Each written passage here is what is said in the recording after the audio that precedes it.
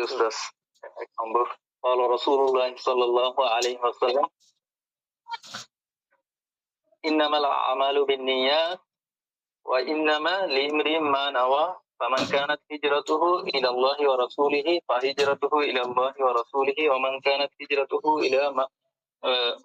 هجرته إلى دنيا يصيبها أو امرأة يتزوجها فهجرته إلى ما هاجر إليه الدين النصيحة العبادة مخ الدعاء مخ العبادة المجالس بالأمانة المجالس بالأمانة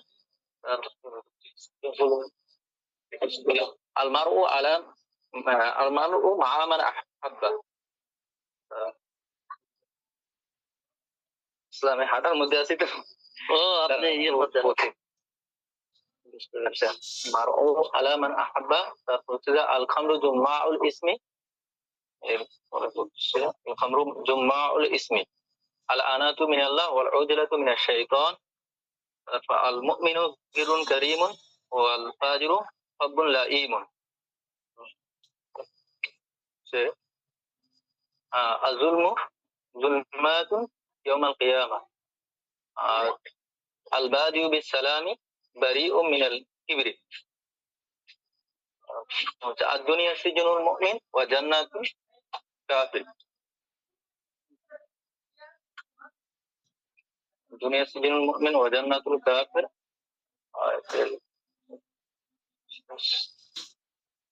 السواك مطهرة للفم ومرداة للرب اليد العليا خير من يد السفلى الغيبة أشد من الزنا الطهور شطر الإيمان القرآن حجة لك أو عليك القرآن حجة لك أو عليك মাঝে একটা হাদিস ছুটে গিয়েছে সেটা হচ্ছে যে হলো আল হায়াউ শু'বাতুন মিনাল ঈমান মাশাআল্লাহ তারপর হচ্ছে আল জারাহু মাজামিরু শাইতান এরপর হচ্ছে আন নিসাউ হাবাইলু শাইতান তারপর হাদিসটা হচ্ছে আত-তাইমুশ শাকিরু কাস-সাইমিস সাবির এরপরে আজকে যেটা হচ্ছে যে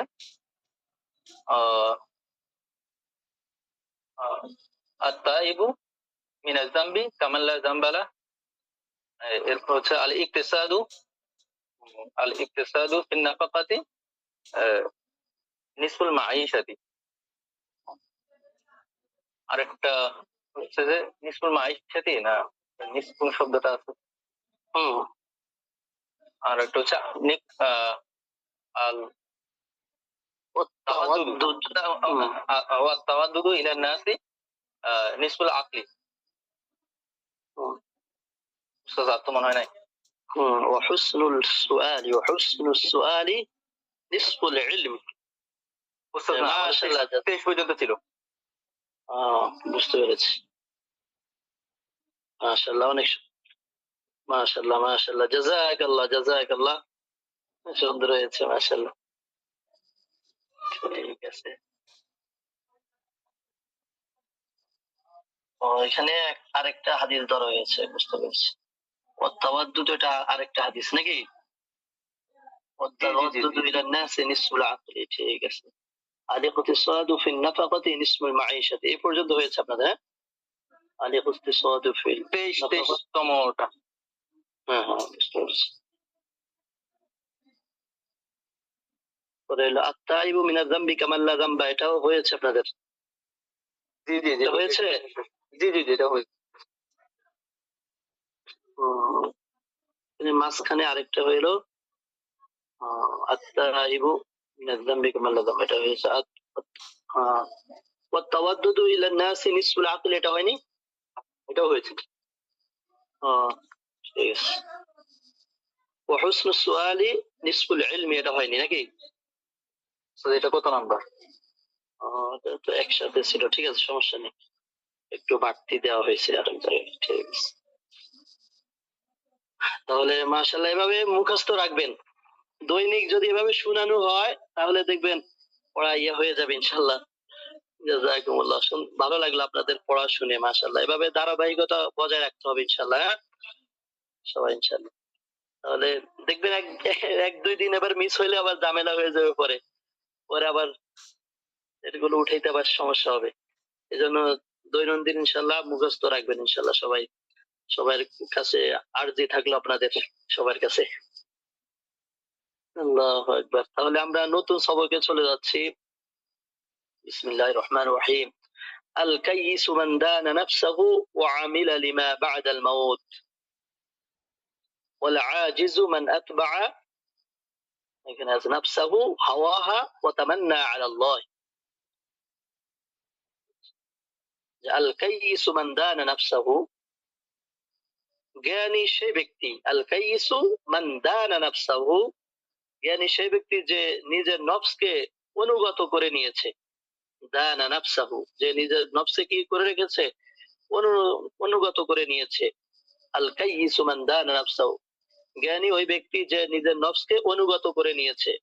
ওয়া আমিলা লিমা বা'দাল মাউত, এবং পরকালের জন্য কাজ করেছে।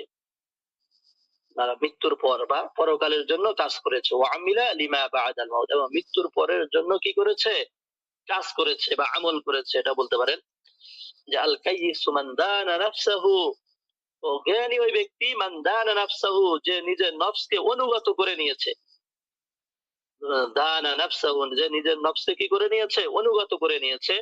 ওয়া আমিলা লিমা বা'দাল মাউত, এবং পরকালের জন্য বা মৃত্যুর পরের জিন্দেগীর জন্য আমল করেছে।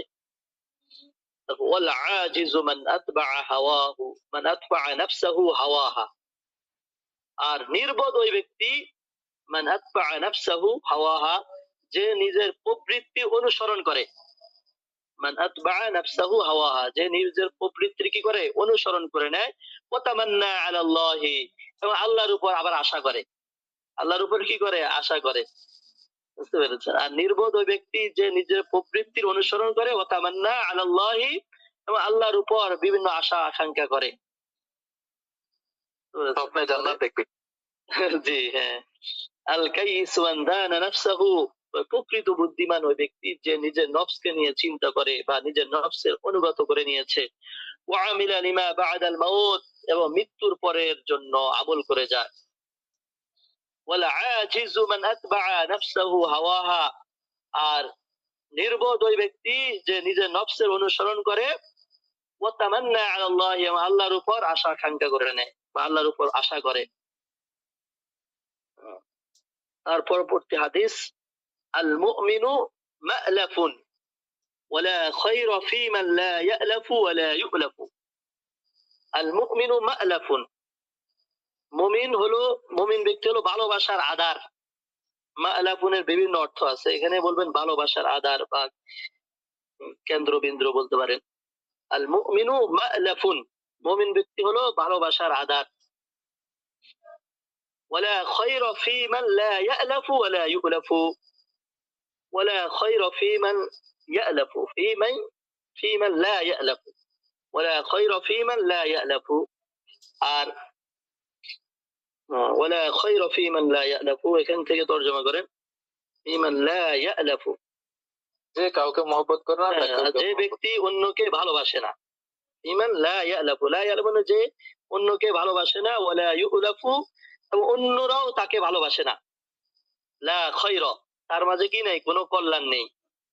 বুঝতে পেরেছেন?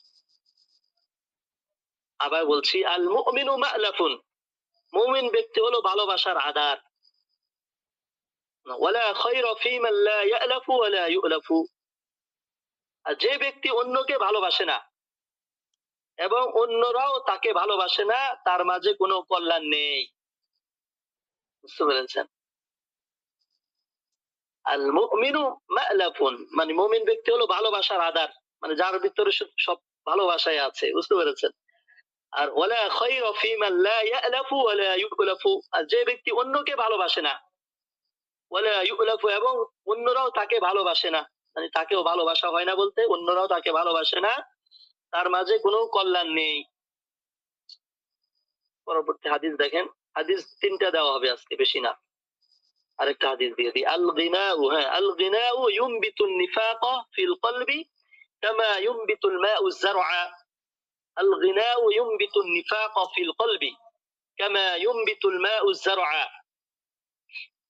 الغناء মানে গান বাদ্য বলতে পারেন, গান বাদ্য ইউমবিতু নিফাক ফিল কলবি, অন্তরের মধ্যে এমন ভাবে নিফাকের জন্ম দেয়। কামা ইউমবিতুল মাউ যারআ, যেমন পানি ফসল উৎপন্ন করে।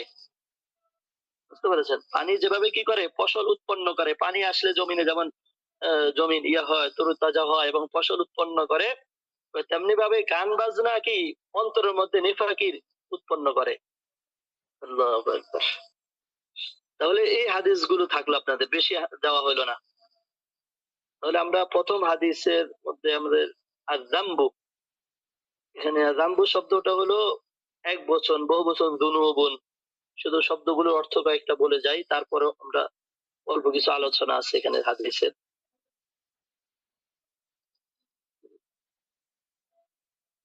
আত্তাইবু মিনাজ যামবি, হ্যাঁ, এখান থেকে আত্তাইবু মিনাজ যামবি কামান লা যামবা। এখানে হলো জাম্বুনের যে ইয়েটা বলা হচ্ছে, আযাম্বু শব্দটা হলো এক বচন, বহু বচন যুনুবুন। আল কাইয়িসু শব্দটি এক বচন, বহু বচন আকিয়াসুন। আল কাইয়িসুনের বহু বচন কি আকিয়াসুন, বুদ্ধিমান, সচেতন বলতে পারেন। তারপর হলো মা'লাফ, মা'লাফুন শব্দটি হলো ইসমু যরফ। কোথায় আছে? হ্যাঁ, আল মুমিনু মা'লাফুন, হ্যাঁ, এখানে আল মুমিনু মা'লাফুন, এই মা'লাফুন শব্দটা হলো ইসমু যরফ, অর্থ হলো প্রিয় পাত্র, প্রেম পাত্র বা প্রেম প্রীতির কেন্দ্র। আল্লাহু আকবার। তারপর আন নিফাকু, নিফাক শব্দটি বাবে মুফাআলার মাজদার, অর্থ মুনাফিকি করা, কপট হওয়া, নাফাক ইউনাফিকু থেকে। আয-যারউ শব্দটি এক বচন, বহু বচন যুরুউন, ফসল।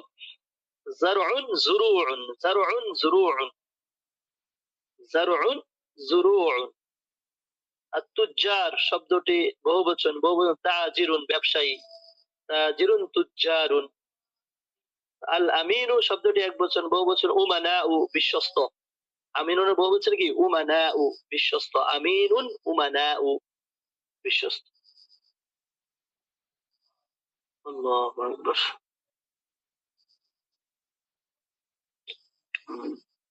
এখন আমরা সামনে আলোচনা দেখেন, আল কাইয়িসু আলোচনা, আল কাইয়িসু মান দানা নাফসাহু ওয়া আমিলা লিমা বা'দাল মাউত। এখানে হলো জ্ঞানী ও চতুর সর্বদাই আল্লাহ রাসূলের অনুসৃত পথে চলে এবং তাদের আদেশ নির্দেশের সম্মুখে নিজেকে ঝুঁকিয়ে দেয়, পরকালে সুন্দর জীবনের জন্য ন্যাক কাজ করে থাকে। তার বিপরীতে নির্বোধ ব্যক্তি প্রবৃত্তির অনুসরণ করে পাপাচারে লিপ্ত হয় এবং তওবা অনুশোচনা ছাড়াই আল্লাহ তাআলার সন্তুষ্টি এবং বেহেশতের স্বপ্ন দেখে। বুঝতে পেরেছেন? শুধু বেহেশত, সে বেহেশতে চলে যাবে, তওবা ইস্তেগফারও করবে না। তারপর দেখেন আল মুমিনু মা'লাফুন, বলা হচ্ছে মুমিন হলো ভালোবাসার কেন্দ্রস্থল বা পথিক। ইসলামের সুরক্ষায় মুসলমানদের অন্তর উদ্ভাসিত হয়ে ওঠে।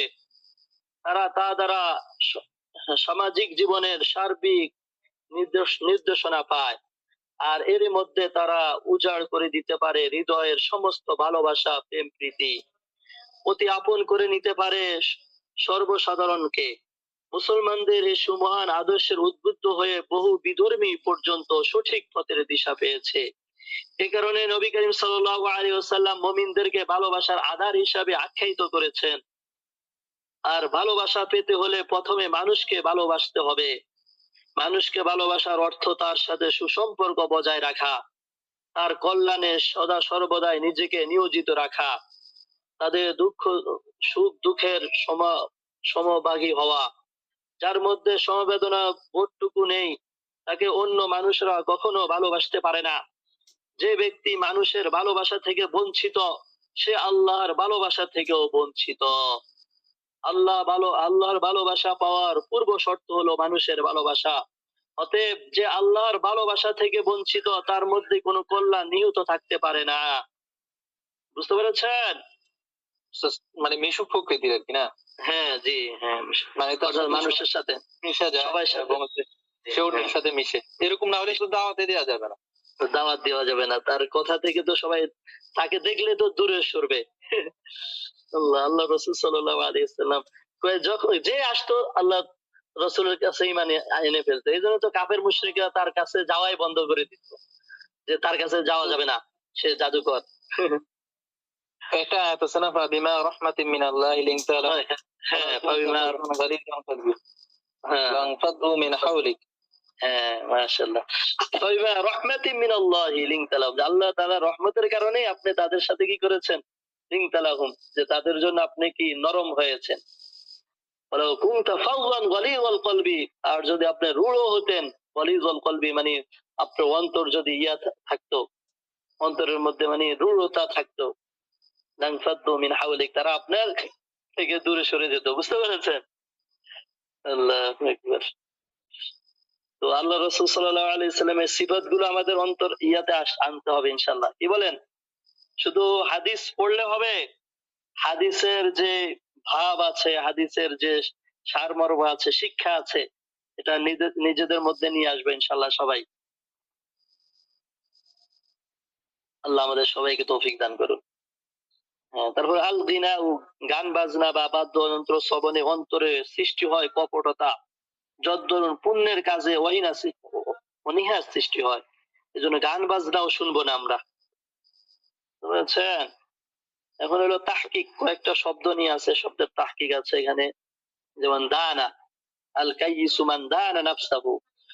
দানা এটা হলো ওয়াহিদ মুযাক্কার গায়েবের সিগা, মাদি মা'রুফ, মাদি মুতলাক মা'রুফ। বাব হলো বাবে দরাবা ইয়াদরিবু, মাজদার হলো আদ-দাইনু। আদ-দাইনু, দানার মাজদার কি? আদ-দাইনু, অনুগত করা।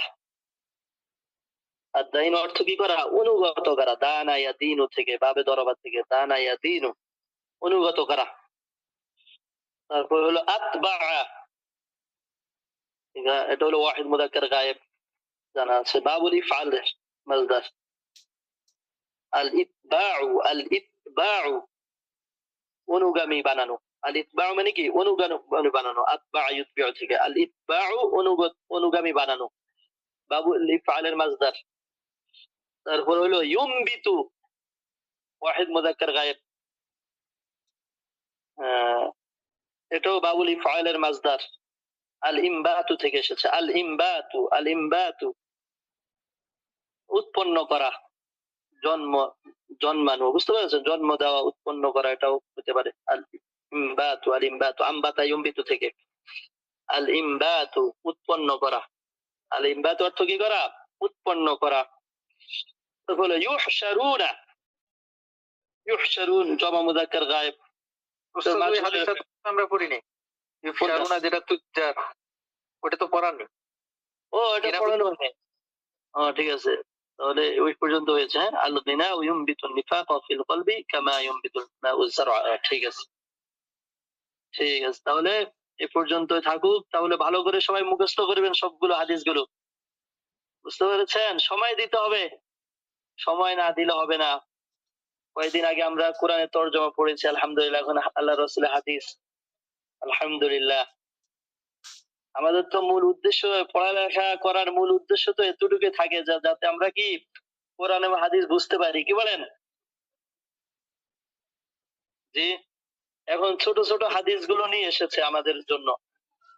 সামনে আবার যখন আমরা শেষে যাব, তখন আমরা বড় বড় হাদিস পড়বো, রাউীদের নাম সহ। এখন শুধু আমাদের কি ছোট বাচ্চাদেরকে যেরকম অল্প অল্প করে দেয় না, আমরা এখন কি ছোট বাচ্চার মতো। কি বলেন? জি উস্তাদ। জি, কি বলেন? 21 নং হাদিসটা একটু কি শাব্দিক তরজমা করে দিলে ভালো হয়। আল ইকতিসাদু ফিন নাফাকাতি। 21 নম্বর নাকি? জি জি উস্তাদ। আল ইকতিসাদু ফিন নাফাকাতি নিসফুল মাঈশাতি। যে আল ইকতিসাদু ফিন নাফাকাতি মানে ইয়ার মধ্যে, নাফাকা, নাফাকা মানে যেটা হলো ব্যয়, বিত, হ্যাঁ ব্যয়ের মধ্যে, জীবিকার মধ্যে, বুঝতে পেরেছেন? জীবিকার মধ্যে বলতে পারেন। ফিন নাফাকা মানে জীবিকার মধ্যে আলিকতিসাদু মানে মৃত ব্যয়িতা, বুঝতে পেরেছেন? জীবিকার মধ্যে কি করা? মৃত ব্যয়িতা। এটা ব্যয়ের ক্ষেত্রে মধ্যম পন্থা। হ্যাঁ, মধ্যম পন্থা ওটা বলতে পারেন। ব্যয়ের ক্ষেত্রে মধ্যম পন্থা। নিসফুল মাঈশাতি, এটা হলো জীবিকার অর্ধেক। নিসফুল মাঈশাতি জীবিকার অর্ধেক। মানে ব্যয়ের মধ্যে আপনি মধ্যম পন্থা অনুসরণ করা, এটা হলো জীবিকার অর্ধেক। ব্যয়ের মধ্যে মধ্যম পন্থা। যে হ্যাঁ, মধ্য ব্যয়িতা। এটা করা হয়নি। আলিকুতিসাদু এটা হলো বাবুল ইফতিআলের মাসদার। মৃত্যু ব্যয়িতা বা মধ্য পন্থা অনুসরণ করা। আলিকুতিসাদু মধ্যম পন্থা বলতে পারে। মধ্যম পন্থা অনুসরণ করা বা গ্রহণ করা। আলিকুতিসাদু বাবুল ইফতিআলের মাসদার। এটা হলো মৃত ব্যয়িতা বা মধ্যম পন্থা গ্রহণ করা, এটা বলতে পারেন। মৃত ব্যয়িতা বা মধ্যম পন্থা, এটা হলো নিসফুল মাঈশাতি মানে জীবিকার অর্ধেক। উস্তাদ ইকতিসাদু ফিন নাফাকাতি, এই পুরোটার অর্থ হচ্ছে মৃত ব্যয়িতা, অর্থাৎ মধ্যম পন্থা ব্যয়ের ক্ষেত্রে। এখানে এখানে যেটা আছে, যেমন ওটা কিভাবে ব্যাখ্যাটা হলো পারিবারিক ও সামাজিক জীবনে মানে মিতব্যয়িতা ও কৃপণতা উভয়টি দূষণীয়, বুঝতে পেরেছেন?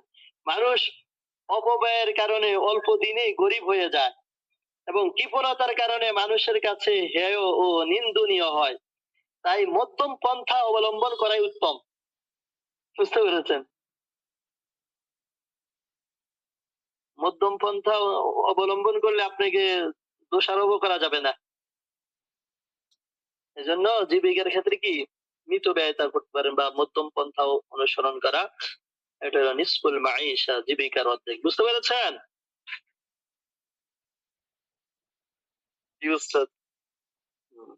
ঠিক আছে, তাহলে হাদিসগুলো মুখস্থ করবেন সবাই। এই পর্যন্ত থাকলো। আর নামাজের সময় যেহেতু নিয়ে আসছে, তাহলে আমরা নামাজের প্রস্তুতি নিই। হ্যাঁ, ঠিক আছে। আগামী দর্শে সবাই শুনবো ইনশাল্লাহ।